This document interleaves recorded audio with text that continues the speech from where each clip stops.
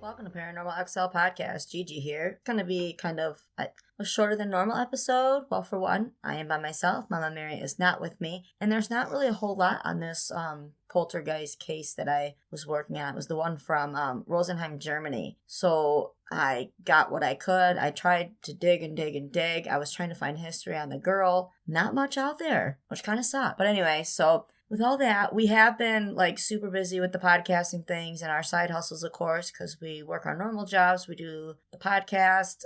I have another podcast. Mama Mary has another podcast, and we each have our shops on the side and our families. So, we've been a little MIA, but the only reason for that is because we're kicking the podcast game up a couple notches for everybody. So we're pretty excited about that. All those things will benefit everybody, not just Mama Mary and I, but you as listeners. So that's pretty awesome. So with all that, we do appreciate you. So let's jump into another poltergeist case. Let's go to Rosenheim, Germany in 1967. So in this case, let's just get what we know about the case. A young woman by the name of Anne-Marie Scharbel, an age of 19, went to work at the Adams Law Office in Southern Bavaria in Rosenheim, Germany. I couldn't find much history on her, just that she did suffer from depression, and they said that was caused from a rough relationship that she had with her father, which is never good. So after Anne started working in this office, strange things started to happen. One of the first things that is recorded is the calls to the talking clock. If you're old like me, that is the number that was set up to tell you the exact time. So when you called it from your landline, it would tell you the time. The phone company charged the Sigma office 6 calls per minute. When they looked into it and tried to see if it could be done, they all said that it was physically impossible because of the time needed to actually punch in each number of the phone number and for the other end to pick up. So I don't know if it was one of those rotary dial ones or, they did have the ones with the buttons, but not very many people had that. But anyway, so time-wise, that just wasn't possible, they said, because it doesn't take effect until, I guess, the other side picks up. So you saw the taking effect, her picking up the phone, doing all the dials, especially if it's a rotary phone, because those took forever. The next thing that was recorded was in October. They were noticing the lights swinging in rotating sockets and the lights turning on and off for no reason. They even called the electric company to investigate, and they couldn't find any reasoning for these bizarre occurrences that were going on. They decided to try voltage meters. They recorded surges that should have blown the fuses, but guess what? There was no fuses blown. But wait, there's more. Then the printer started just randomly leaking ink everywhere. Okay. So if that's ever happened to anybody, that really, really sucks. And I would guess that they had one of those big printers in a law office or in any type of office, business office. Not fun. So that would just make me super upset, even if it was a ghost. So as any good poltergeist story, it got out, with the media and people talking and oh my God. So 2 physicists wanted to investigate the happening, so they did, and they ended the same way that they started, not knowing what the hell was causing everything. They thought they'd be able to walk in and be like, this, and this, and, there's faulty wiring, there's, it was just bad ink in there, or whatever, but they couldn't come up with anything. So at that point, the story had made it to Hans Bender, which he's from Würzburg Institute of Parapsychological Research. Hans Bender started out how most of, how we start our investigations these days, whether it be at a business or your home. We conduct interviews with the people that live there or have had experiences or haven't had experiences, just to kind of see and, put all the stories together.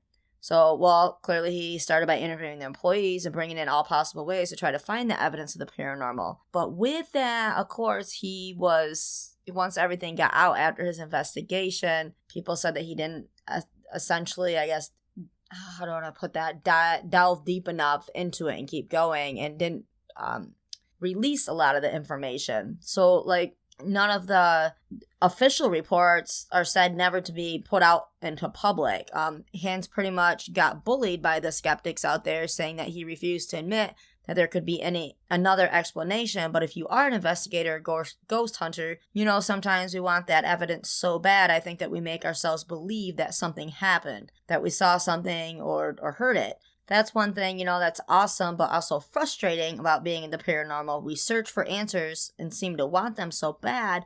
We essentially, we end up playing tricks at one point or another with our own minds. I love to hunt and investigate, but I keep an open mind and go through all possibilities no matter how silly they are and never stop asking why, even like when I have that answer why. I think that what happened in this case, he was content with the answer that he got for himself, so he just stopped and left it alone, which is fine. But in my opinion, if you're in the public eye like that and you're doing this for more than just a hobby for yourself and to try to help others, you need to keep digging and be like, yep, this is what we got. Yep, this is what we got. From the sounds of it and how he wasn't giving out enough information to keep everybody else happy, it was what do I want to say?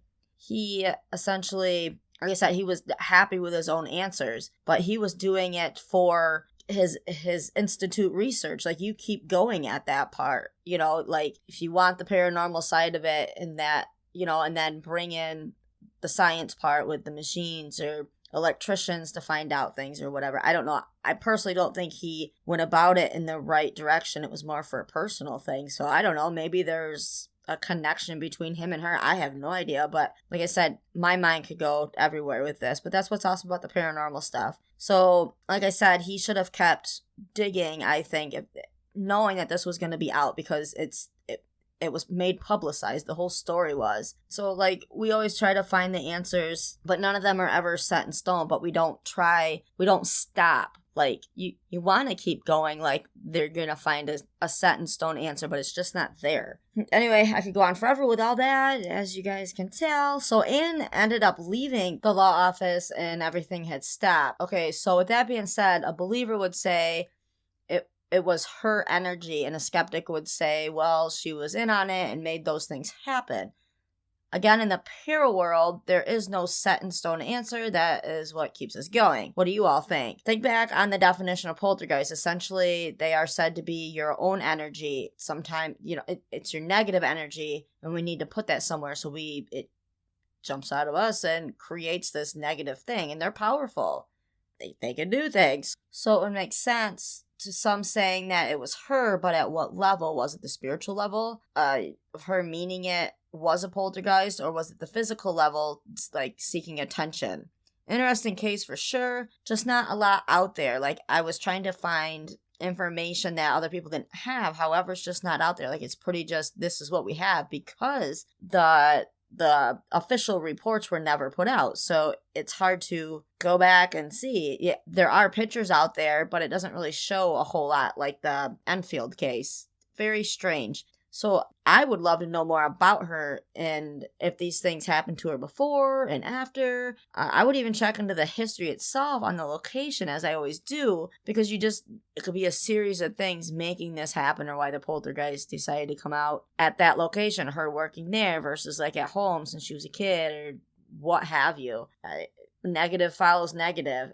There's so many different aspects you can look, whether it be on the science side or the spiritual side. Again, I said this was going to be a short episode just because there wasn't a lot, so I do hope you enjoyed it. I really don't mind doing these shorter episodes. They are fun. I'm alone, so there's not like much banter, so that part kind of is sad. But I do hope you enjoyed this episode. Kind of short, like I said. But if you know anyone that's got more information on this one, let me know. I would love to chat. I also want to hear everyone's thoughts on Poltergeist. Email your stories in. Also, come see us September 4th in Charlotte, Michigan for Festival of Oddities, and October 23rd in Houghton Lake, Michigan for Witches Weekend. Keep a lookout on social media. We will be having some more announcements coming up. Maybe thinking of putting together another pair game show, because that was like so much fun. And we love doing the giveaways and stuff, so always a good time. So on that note, our email is paranormal@writeme.com. Send in your stories. Also, be on the lookout for True Crime XL. Been putting a lot into re-releasing